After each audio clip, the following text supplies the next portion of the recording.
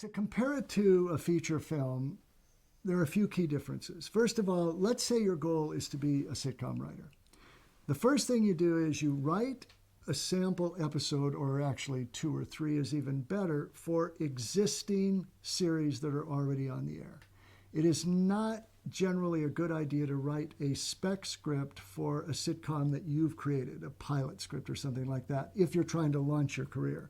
And the question is sort of moot if you're an established TV writer, because then you're talking all the time about other possibilities and spin-offs and your own opportunities. But if you're trying to break in as a sitcom writer, pick a couple series that you think you'd be good at, that you really like, study them carefully, write sample scripts for each of those series. Those are the things you take out. You're taking them out as writing samples.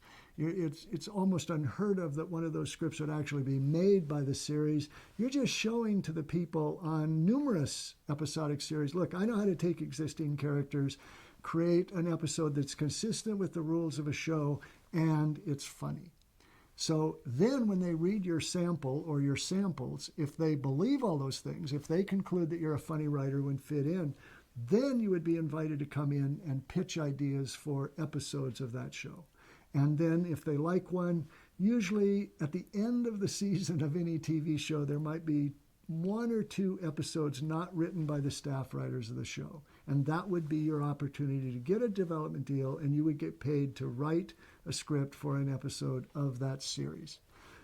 Let's say they get that script and they like it, and they make the episode. Great. You get paid money for that. You'll get residuals and so on.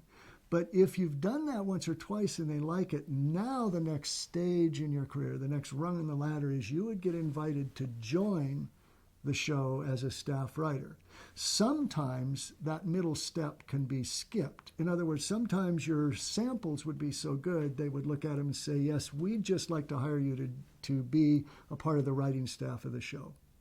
Once you're on staff with a sitcom, the key difference is, especially with comedy, more than necessarily episodic drama, although it can work that way in drama as well, you'll be part of a writer's room. And every day you'll be working with all the writers, and you will throw around ideas about what will be the next episodes, what will they be about, what's the overall arcing storyline for this series this season, and then the episode will be assigned. One would be assigned to you, one to somebody else. You'll go off, you write the first draft, everybody will have a finger or hand in changing it, and you're really much more a part of a team.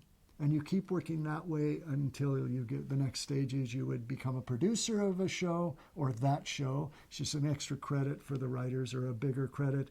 And finally, if you get well enough established to that, you might even be made the head writer of the show, and eventually get the opportunity to go to the network and pitch ideas for your own creation, for being the showrunner and the creator of your own sitcom. And that's sort of the way the career ladder works.